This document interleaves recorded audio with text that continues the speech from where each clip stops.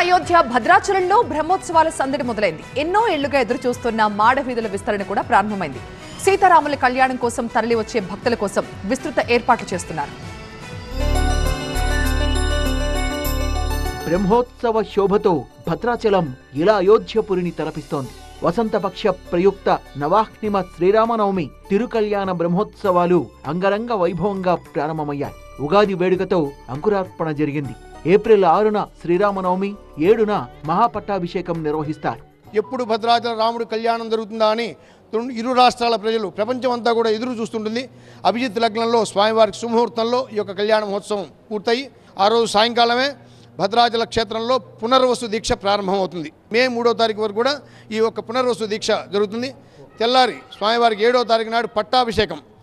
భద్రాచలంలో ఎటు చూడు అంతా రామమయం. బ్రహ్మోత్సవాలకు అద్భుతమైన ఏర్పాట్లు జరుగుతున్నాయి. సీతారామ కళ్యాణం నిర్వహించే కౌశిక్, నేను పార్ట్నర్షిప్ ఫర్మ్ స్టార్ట్ చేయడం బెస్టా, ప్రైవేట్ లిమిటెడ్ కంపెనీ స్టార్ట్ చేయడం బెస్టా? ఎందుకు అంత కన్ఫ్యూజన్?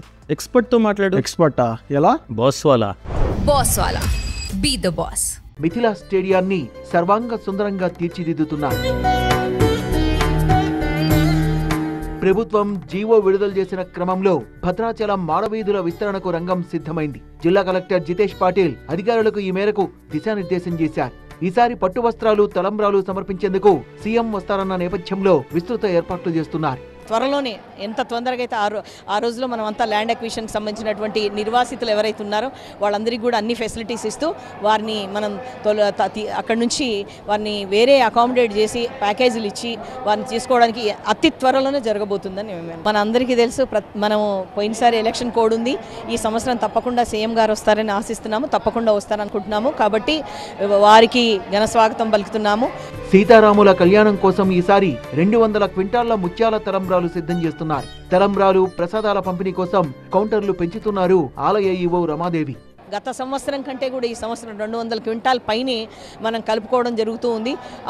అలాంటి తలంబ్రాల్ని స్వామివారి కళ్యాణం కాగానే బయట ఏదైతే రద్దీ ఉంటుందో, భక్తులు ఉంటారో, వచ్చే మార్గాల్లో మనం 60 కౌంటర్స్ని ఏర్పాటు చేస్తున్నాము.